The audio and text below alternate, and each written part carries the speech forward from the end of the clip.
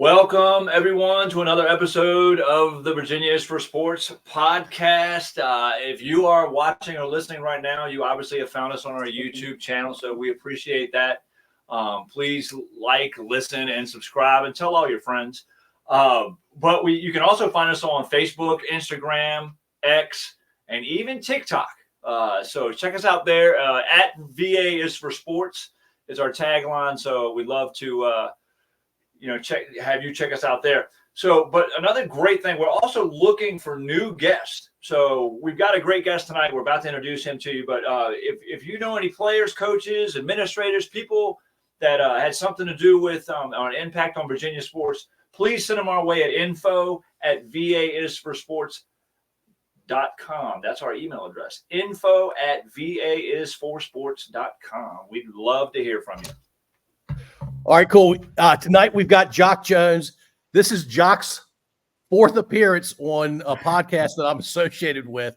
He did 2 on Stories. I love both of the episodes you did with us on Stories. I really enjoyed watching you and Donnie reconnect in that second episode. And then you've done a couple of this is our third version of a sports podcast, and we finally got smart about it. We're focused on Virginia sports, people that have ties to Virginia in various ways. And you certainly have a huge tie. Grew up in what I would call Central Hanover County, played football for Blue Star. You see Kevin's hashtag, Jock, you see that there? No, I can't see it. It says number 32 for Blue Star, flatten me.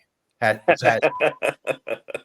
you played for the Blue Star Cowboys, Lee Davis, now Mechanicsville High School, and then certainly Virginia Tech, and you spent a few years in the pros with the Browns and the Cardinals, and they were Phoenix, not Arizona at the time. So a long career playing football. You have a son who's in college now, and so you've got to experience sports as a player, but you also have experienced sports as a dad, and so we're going to try to touch on a lot of that. And let's just get this out of the way real quickly. Kevin, you remember being flattened by Jock, but I don't think he remembers it. No, I don't think. And Jock and I, we went over this story when he was on another one of the podcasts. And it's funny because we were talking about his youth, and he said he played at Blue Star. And then I talked about how old we were. And I said, you weren't number 32, were you? and he was. So, I mean, the story, you're right. The story for me is he probably ran over, Jock, you probably flattened several kids over the course of your career. But I will say this, I was an undersized lineman for Laurel, and I stepped into what I thought was a hole where I was going to tackle somebody, and you appeared, and I was counting clouds after that, and decided maybe basketball would be more fun for me. So I actually appreciate it. Appreciate you doing it. Man, I had, I'm on Facebook, and somebody friended me, some guy, and one of the first things he said was, man, I remember playing against you and you freaking trucked me. And I'm just like, me? I remember running around a lot of people. I don't remember running over people a lot, but yeah, he said, man, he goes, you put those legs, you put that knee right in my chest and just kept on going. And I was like, wow. All right. Okay. I don't remember it, but if you say so. So Jock, this upcoming NFL season, somebody gets a really bad lower leg injury. What do you imagine the treatment is in 2024 for that football player? Well, it's going to be a lot better than what they did to me back in 1993 when I had my career-ending injury, and it was just before. Well, it was probably 6 or 7 minutes left to go in the game. Now that I remember. But I wasn't allowed. But the doctors at that time, they couldn't leave the sideline. They had to stay the whole game. So me with my foot twisted to the left, pointing in the wrong direction, I had to stay in the locker room until the game was over, and then they took me to the hospital. I don't really remember anything more than going to the locker room like that. And I remember maybe 3 or 4 minutes after that where a couple of friends came in to see how I was doing, and then they put the drugs on me, and I was in La La Land the rest of the time. And when I woke up, I had my leg was in a cast. Yeah, that's I mean, to say that the view of that team, and I imagine this was true for other NFL teams at the time, you were purely a commodity. You were purely part of a business machine, and there was no empathy, no care for you as a human being who was clearly in a really bad way. Yeah. So I mean, and to a degree, I mean, let's don't get it twisted. Those guys are there to make money. I always thought one of the worst mistakes we ever did was create the salary cap for them. Those guys are only gonna pay so much money to anybody anyway. We just gave them permission to only pay X amount of dollars after that. So it never really benefited the players from that standpoint. But I also see that over the years, the salaries have certainly gone up. I was talking to you the other day about my first contract was for 2 years, 170,000. That was combined for 2 years. And I just looked at this, and I was an eighth round draft pick, like a 212th pick, eighth rounds out of 12 back then. And I just looked at a free agent the other day who signed, free agent, didn't even get drafted, signed a 3 year, $2.1 million. So he'll be making about $700,000 a year. And I made 60, 65, 70,000 a year. So it's definitely the sport has definitely grown and the salaries have grown with it. But those owners they're not going to they were never going to pay any more than what they wanted to pay for a player anyway. But putting a cap on that really didn't do us any favors. And your career-ending injury, I think you didn't play long enough or did you, to qualify for some post-career money? Yep, I did 4 years. I made the mark. So I have, as long as I live long enough, I might.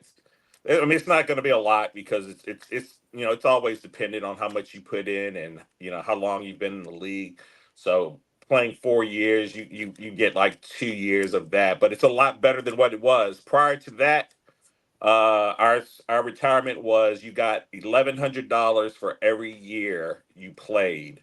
So basically, that means that if we had kept it the way it was and I had only played 4 years, that means I would have gotten $4,400 for an entire year in retirement. Yeah, it's insane. Yeah.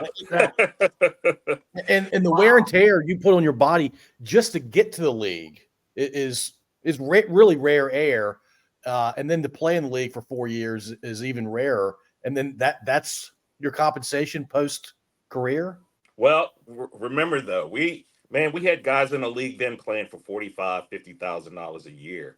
We loved playing the sport of football. We were a different breed. We were not like these kids nowadays. They won't get on the field unless they're making half a mil or $600,000. We loved playing the sport, so we didn't care about the injuries or anything else. I'm sure some of us probably would have did it for free just to be able to play in the NFL if there was a situation like that. But I mean, you look back now, you're like, wow, you really wish you could have taken better care of your body, or maybe the money could have been better. But man, we just wanted to play. We wanted to play out there, and we didn't care if how much about the money aspect. That didn't come until later. And the with the NILs in college football now. It's, some of these kids are going to be making more than they'll ever make playing in the professional football arena. And so what happens when they go to college? They're going to take a pay cut, some of them. And it's really not going to be a good situation, I don't think. I think it's going to actually backfire on the from the NFL standpoint at some point, but we'll see. Yeah. So you remember playing rec football? You remember playing for Blue Star? Yep. Oh yeah. And you remember what it was like to be a player at that age? What was it different when your son came along? Um. No, I think the one thing I tried not to do as a father, was overshadow him too much, because every time I stepped out in the field, everybody wanted to talk to me or say something or get my advice on something, even the parents. So I tried to stay away from the practices as much as I possibly can, or just sit in my car and watch, because there was a lot of pressure on him when I was out there to be a certain, be at a certain level or whatever. And I wanted him to whatever gains he had in football, I wanted him to have those naturally. He accomplished those without me staring over his shoulders or worrying about how he was playing or whatever. When I was growing up, my dad came out there, but he wasn't really involved in sports himself, so he didn't really know what he he was looking at half the time. But I had an older brother who was a great athlete, who I probably took after more than anything from a sports standpoint. Um, but yeah, I tried not to overshadow him, but it definitely was different because, I just, even in high school, um, I started getting letters in my 10th grade, and I was just like, how do they know about me? My coach was sending out letters and doing just, sending letters and talking to colleges. Hey, I got this kid. I think he's going to be really good. And now in today's time, the parents have to do all the recruiting. They have to get on the huddle, and they have to get on all these different websites and pay for this person to be their their PR person, and some of them go to really extremes with it. But it's really a lot of work on the parents nowadays to promote their kids and make sure that enough film. And the one thing I remember more than anything, this when my son was playing, was I did a lot of filming. I really wasn't even watching the game that much. It was I did a lot of filming, and just making sure I got the right shot for him, because he was being recruited, because he was a big kid. He was his senior year, he was like 6'3", about 320. So he was going to be an offensive lineman somewhere. Uh, so yeah, so it was a lot different. Yeah, and we've talked to some kids who say that they have to put their own stuff out. If their parents aren't super involved, they have to put their own stuff out on X. And look, I know what teenage kids are like. I have I've one now, but I have two older ones that were teenagers, and they're not always going to tell the truth. And Yeah. so you're wondering how much of what you're seeing on X is even valid. And you're right; it is the family, whether it's the athlete or the athlete's parents, that has to do a lion's share of the work. And you have a lot of kids that have the talent that don't get the representation that they need to colleges to help them get a college degree and to be able to play college sports. It's a shame. It's really crazy the way they do it now. Um, And you're right. I mean, a lot of colleges get burned because they're listing themselves at 6'5", and they're really 6'2", and this, and they get them on campus and they're like, "What the hell?" He's not nearly as tall. So they're getting smarter, though, because a lot of times the coaches will, um, they'll have them stand beside somebody who's taller, or they'll have the tape measures, and they're getting around that. But yeah, they got burned there in the beginning when they first started going to this format for recruiting. Our coaches, they rarely even come out anymore. When I was being recruited, it was football season, and you didn't see your coaches really for the next month and a half, because they were out recruiting. And even during football season, they'd be gone sometimes during the week because they were out, on Friday night football looking at somebody, and we'd see them the next morning, whatever state we were in, we were getting ready to play, because they had to go see some recruits. That doesn't happen anymore. They don't really go out anymore and watch kids. I mean, they do, but not nearly like they used to. Yeah. It's all about social media. So I'm glad you said that, because I was thinking recruiting, I guess, as a major college recruiter, let's just say that somebody at a D1 ACC SEC school, whatever it may be, they're probably having to spend way more of their time now re-recruiting the players that are already on their team because of the transfer portal and all that good stuff. And with the advent of social media, that to your point, they don't have to travel quite as much. I don't think they probably do. So that being said, do you think the old saying, "Hey, if you have talent, they'll find you," is because if I feel like there's a lot more ways to find someone now, but Too many. is that still true? Yeah, those coaches when they're looking. I mean, imagine having a look through 100 running backs for five kids that you want to put on scholarship. Man, when they get to that first five, that they think are really quality, they're probably going to look at 5 or 6 more and be done. They don't have the time to sit there and look at every last player. So yeah, a lot of kids are going to fall by the wayside. Wow. And that happened back in the day too, right? Because not every coach was a good advocate for his players. Some coaches were amazing at it, and some Yeah, just didn't care. it's not a perfect system either way. I mean, like you said, the old way, you had to rely on your coach, and if your coach wasn't really promoting you and getting your name out there, you were still going to fall by the wayside. But hopefully, there were opportunities. There were times, I heard from players when I played at Tech where they weren't the ones that were being looked at. It was somebody else on their team or somebody on the other team, but they stood out, and then they started getting recruited by coaches. But the coach was actually there.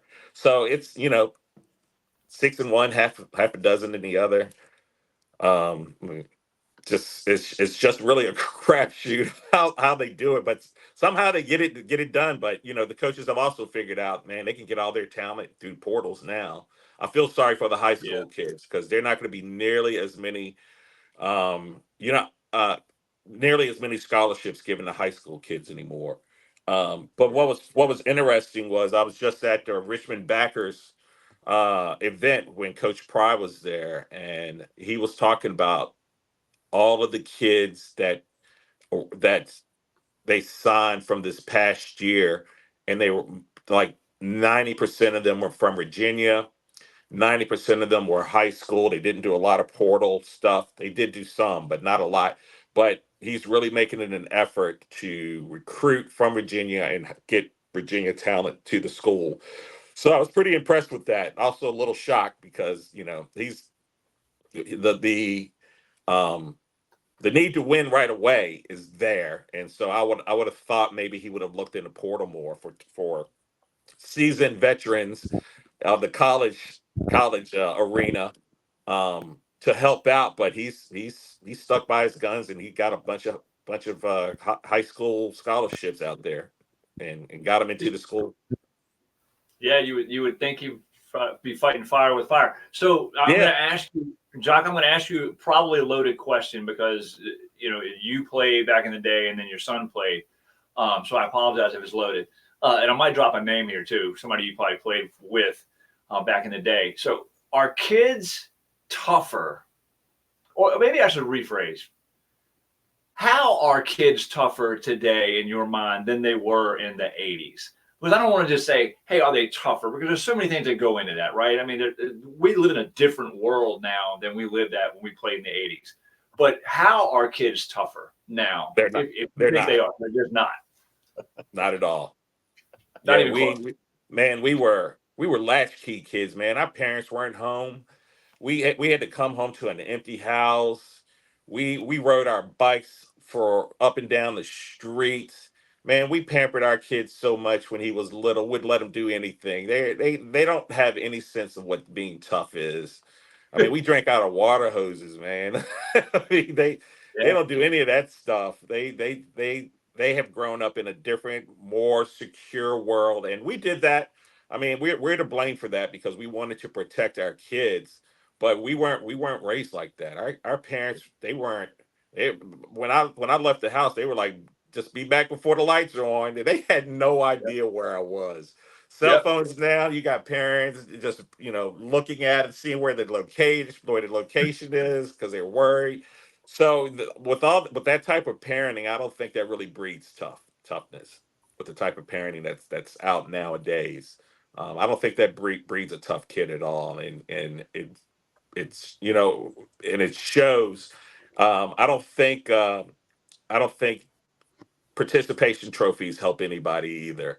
That is one of the worst things I've ever seen, where everybody gets a participation trophy.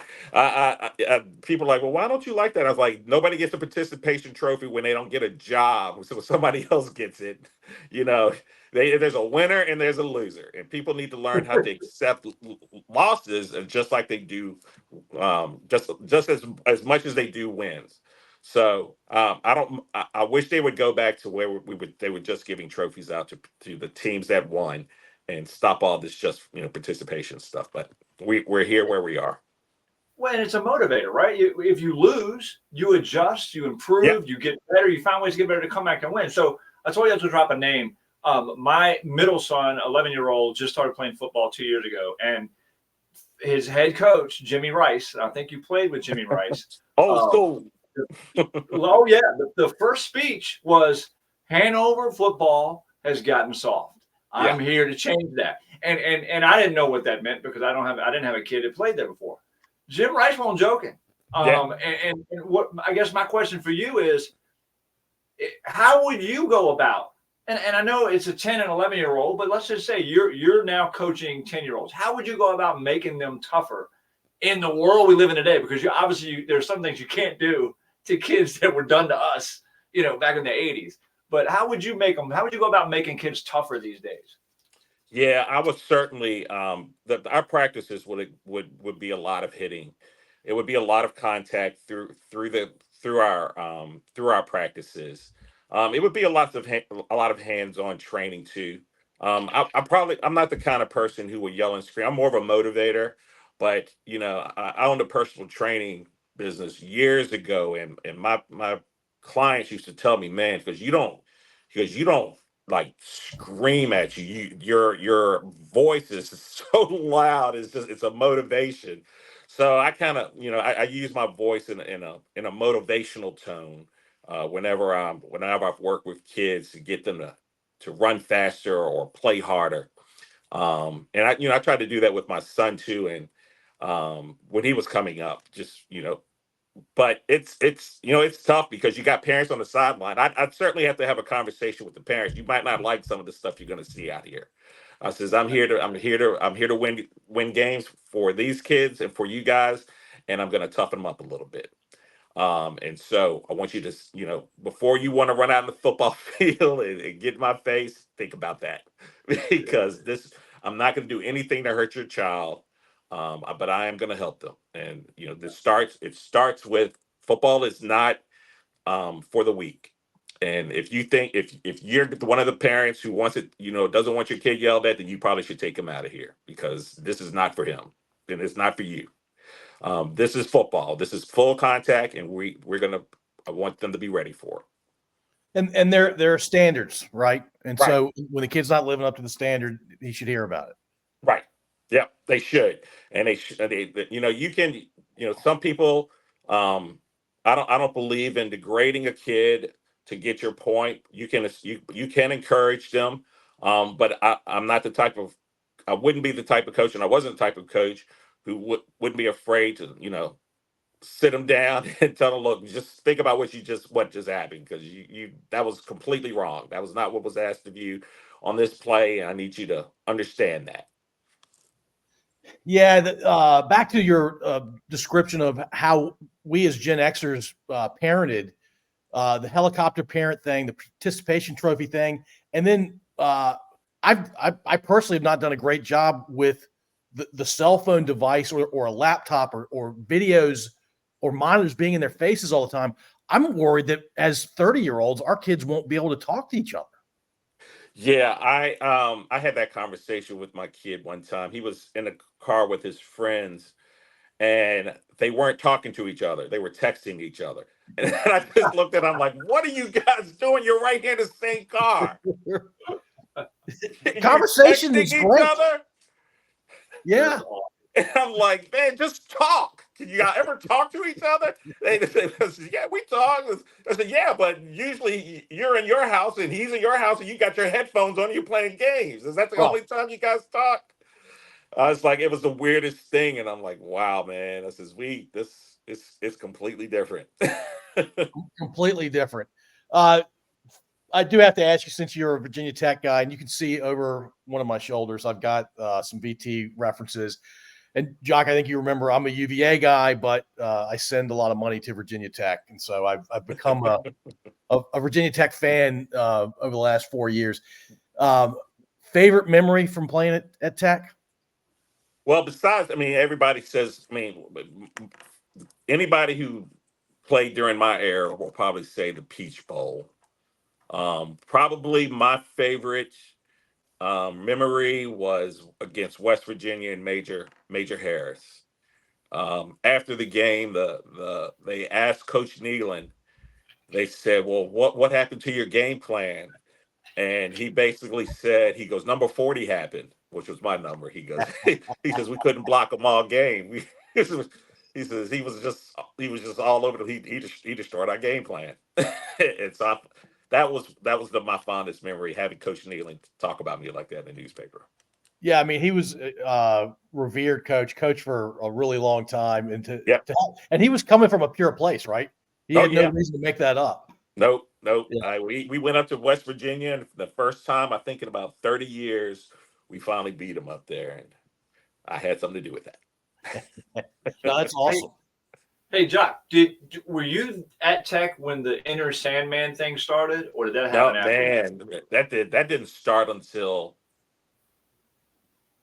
it's got to be. It couldn't have been. It can't have started more than maybe 10 years ago. Maybe about 10 Oh, years maybe. ago. Yeah, I'm way off. My yeah, bad. it's been very recent. Maybe a little longer than that, but not much longer. Have you've seen that obviously though? I mean, I'm sure you've been in a game when that happens. Man, I've got videos of me down on the field when that song starts. Pretty cool. It's wild from down on the sideline. I'm sure. I usually start off every game down on the sideline, and then I go up to my seat. But it's impressive. I want to be down there when that song comes on. Pry strikes me as a coach who would be really good to alumni players. Oh man, they're definitely doing some things that are geared towards making us feel more at home. So we lost that when Fuentes was there. The school lost a lot when Fuentes was there. He didn't like going out talking to alumni. He didn't like the fundraisers where he had to talk about the team. So he didn't really ingratiate himself to Virginia Tech, to the people who give all the money to Virginia Tech, and he certainly didn't ingratiate himself to the former players. He really didn't want to have anything to do with us. So when it was time for someone to step up and either fight for him or whatever, he didn't have anybody in his corner, and he should have been fired probably should have been fired the year before that. But Fry has come in, and he's a really good motivational speaker. I mean, he's got this that if you guys could have went to that Virginia Tech, I forgot how many people were there, but there was a standing room only. It was a 2-hour line to get a picture with him. Wow. And he really had them fired up. I mean, he's exactly what the school needs. And we have the number one returning percentage of starting players in the nation. We didn't lose anybody in the transfer portal. Everybody stayed. We have like 9 starters on offense and 9 starters or maybe 10 starters on defense. And their backups are still there. So we're in a good spot. Yeah. We got to get some size if we're going to compete at the national level. But we'll compete in the ACC pretty good. Yeah, Jock, it's amazing that you can't find 100 coaches like Pry that do that at 99 other programs. It's amazing that's not more prevalent, but Pry's the exception, I think. Yeah, yeah. Well, he came from a good program, obviously.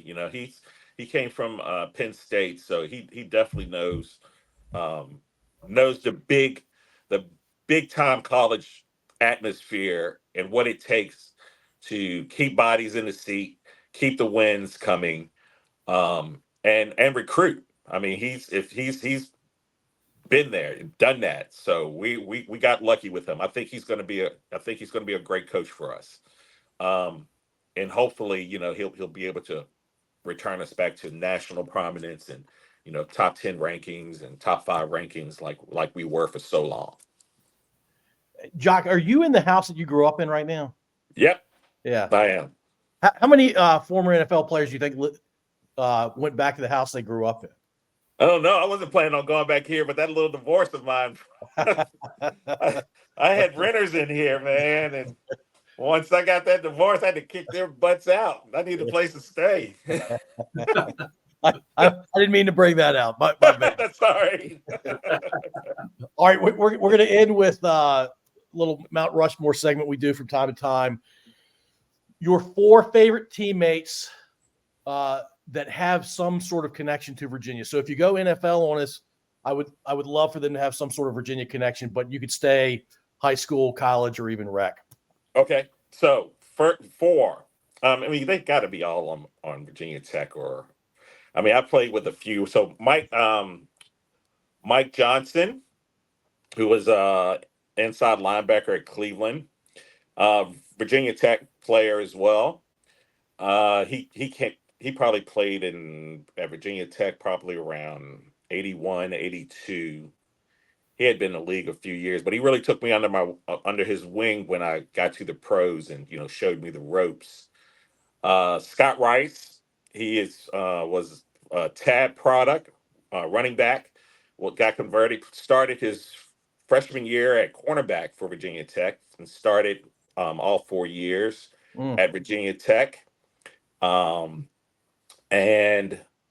I've we've been best friends since college. And we still talk all the time and every day. Another favorite person of mine from Virginia, obviously Michael Vick is one of my favorites. I enjoyed watching him at Virginia Tech, and he went on to the pros and did his thing there for a while and kept it going. And let's see, a young kid from Virginia that I really look up to and really have a lot of respect for, Hank Coleman. He played defensive end for Virginia Tech. I think he played tackle a little bit too, but I met him in '95 when I was finishing up my undergrad after I retired. And just a real great kid, and we've remained friends, and I talk to him every once in a while too. Nice. That's awesome. Jock, you have the record. Every time you appear on a podcast that I'm associated with, you set a new record of being interviewed the most. Look, man, there's no person finer than you, man. You've always been good to me. You're nice is not a strong enough word to describe you. You're a great human being, and I appreciate your willingness to jump on and be with us. Hey, I appreciate you guys inviting me. This is fun. I like doing it. Can you hang on for a second? Yep. Thanks, Jock. Hey,